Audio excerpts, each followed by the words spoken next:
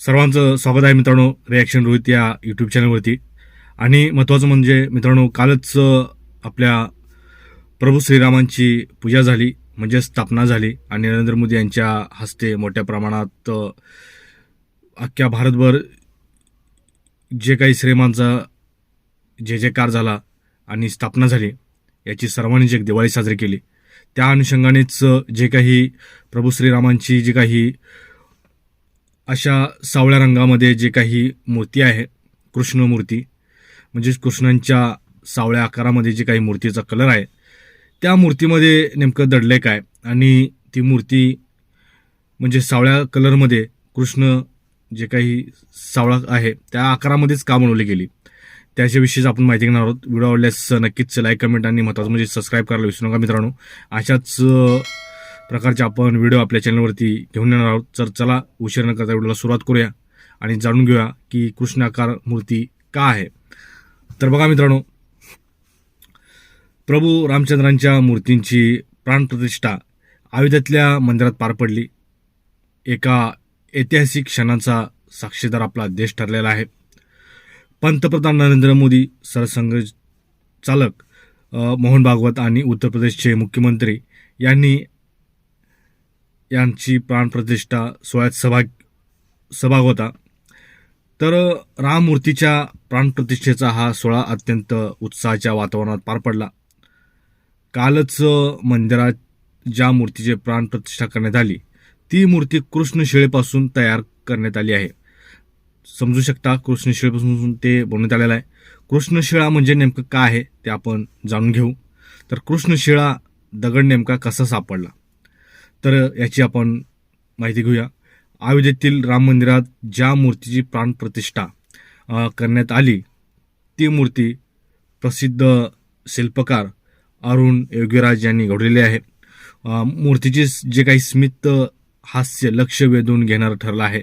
प्रभू रामांची मूर्ती तयार करण्यात आली आहे, ती कृष्णशिळेपासून कृष्णशिळा या नावाचा हा दगड कर्नाटकातल्या आपल्या महाराष्ट्र राज्यातील शेजारी राज्य आहे कर्नाटकातल्या म्हैसूर या ठिकाणी असलेल्या हेगडादेव न कोटे या ठिकाणी सापडतो.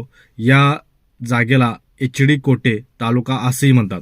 शिल्पकार अरुण योगीराज यांचे भाऊ सूर्यप्रकाश यांनी याविषयी ETV भारतला माहिती देताना सांगितले की HD कोटे तालुक्यातल्या गुज्जेगोदनपुरा या ठिकाणी शेतजमिनीत हा दगड आढळून आला.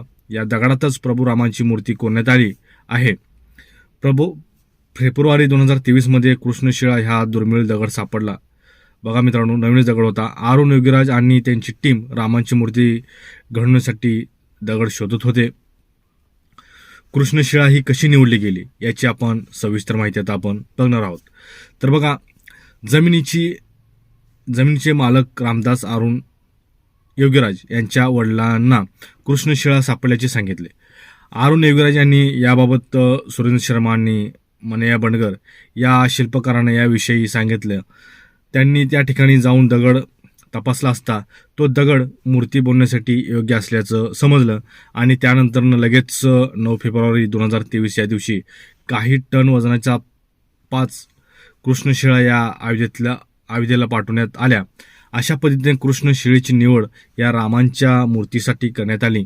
आणि महत्त्वाचं म्हणजे आता या जी काही मूर्ती आहे मित्रांनो, या मूर्तीचे जे काही कृष्णशिळेचे जे काही वैशिष्ट्य आहेत ते आपण सविस्तर जाणून घेऊया. कृष्णशिळा हा दगड निळा किंवा काळ्या रंगात आढळतो, त्यामुळे त्याला कृष्णशिळा असंही म्हटलं जातं. हा दगड अत्यंत गुळगुळीत असतो. तसंच कृष्णशिळा या दगडावर ॲसिड, आग, धूळ याचा काही परिणाम होत नाही. हा दगड वजनाला जड असतो आणि लोखंडाहून अधिक मजबूत असतो मित्रांनो. ऊन, वारा, पाऊस, दूध, तूप, ज्वाला याचा या दगडावर काही परिणाम होत नाही. हा दगड हजाराहून अधिक वर्ष जशा तसा राहतो, त्यामुळे हा दगड मूर्तीसाठी अत्यंत उत्तम मानला जातो. या दगडाला बोलीभाषेत कल्लो असंही म्हटलं जातं कर्नाटकमध्ये.